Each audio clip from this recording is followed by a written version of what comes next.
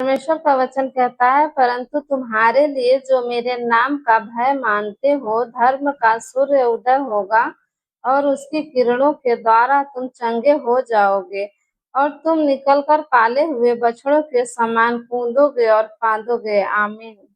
परमेश्वर का वचन कहता है, पर संतोष सहित भक्ति बड़ी कमाई है, क्योंकि न हम जगत में कुछ लाए हैं और न कुछ ले जा सकते हैं। यदि हमारे पास खाने और पहनने को हो तो इन्हीं पर संतोष करना चाहिए, पर जो धनी होना चाहते हैं वे ऐसी परीक्षा और फंदे और बहुत सी व्यर्थ और हानिकारक लालसाओं में फंसते हैं, जो मनुष्यों को बिगाड़ देती है और विनाश के समुद्र में डुबा देती है।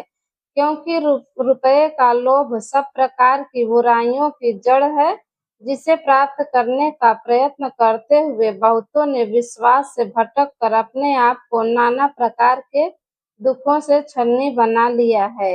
आमीन। परमेश्वर का वचन कहता है, क्योंकि रुपये का लोभ सब प्रकार की बुराइयों की जड़ है, जिसे प्राप्त करने का प्रयत्न करते हुए बहुतों ने विश्वास से भटक कर अपने आप को नाना प्रकार के दुखों से छलनी बना लिया है। आमीन।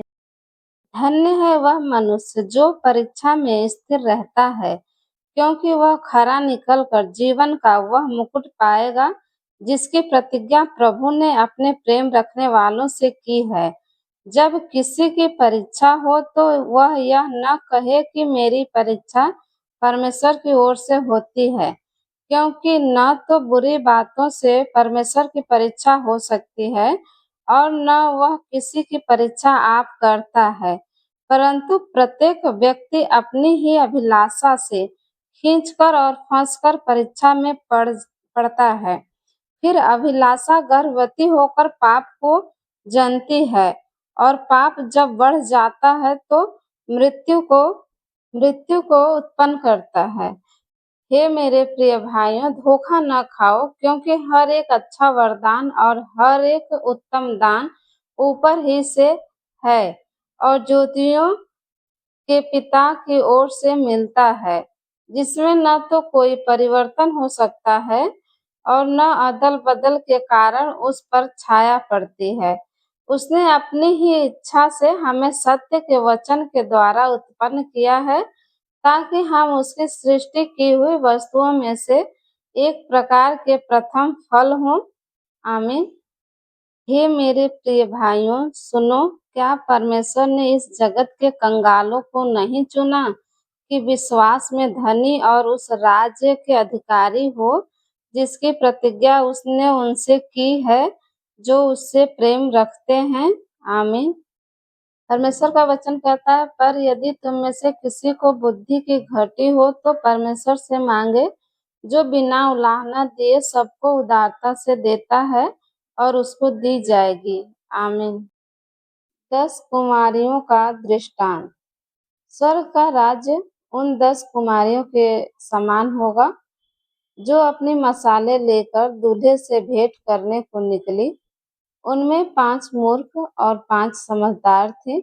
मूर्खों ने अपनी मसाले तो ली, परंतु अपने साथ तेल नहीं लिया, परंतु समझदारों ने अपनी मसालों के साथ अपनी कुप्पियों में तेल भी भर लिया। जब दूल्हे के आने में देर हुई तो वे सब ऊँघने लगी और सो गई। आधी रात को धूम मची, देखो दूल्हा आ रहा है, उससे भेंट करने के लिए चलो। तब वे सब कुमारियां उठकर अपनी मसालें ठीक करने लगी और मूर्खों ने समझदारों से कहा, अपने तेल में से कुछ हमें दो, क्योंकि हमारी मसालें बुझी जा रही हैं। परंतु समझदारों ने उत्तर दिया, कदाचित यह हमारे और तुम्हारे लिए पूरा न हो। भला तो यह है कि तुम बेचने वालों के पास जाकर अपने लिए मोल ले लो। जब वे मोल लेने को जा रही थी तो दूल्हा आ पहुंचा और जो तैयार थी वे उसके साथ विवाह घर में चली गई और द्वार बंद किया गया। इसके बाद वे दूसरी कुंवारियां भी आकर कहने लगी, हे स्वामी, हमारे लिए द्वार खोल दे। उसने उत्तर दिया, मैं तुमसे सच कहता हूँ, मैं तुम्हें नहीं जानता। इसलिए जागते रहो, क्योंकि तुम न उस दिन को जानते हो, न उस घड़ी को जानते हो। आमीन। तब यहोवा परमेश्वर ने आदम को भूमि की मिट्टी से रचा और उसके नथनों में जीवन का श्वास फूंक दिया और आदम जीवित प्राणी बन गया।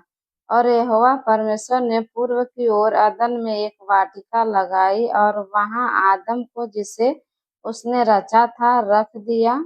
आमीन। तब परमेश्वर ने मनुष्य को अपने स्वरूप के अनुसार उत्पन्न किया। अपने ही स्वरूप के अनुसार परमेश्वर ने उसको उत्पन्न किया, नर और नारी करके उसने मनुष्यों की सृष्टि की। और परमेश्वर ने उनको आशीष दी और उनसे कहा, फूलो फलो और पृथ्वी में भर जाओ और उसको अपने वश में कर लो और समुद्र की मछलियों तथा आकाश के पंछियों और पृथ्वी पर रेंगने वाले सब जंतुओं पर अधिकार रखो। आमीन।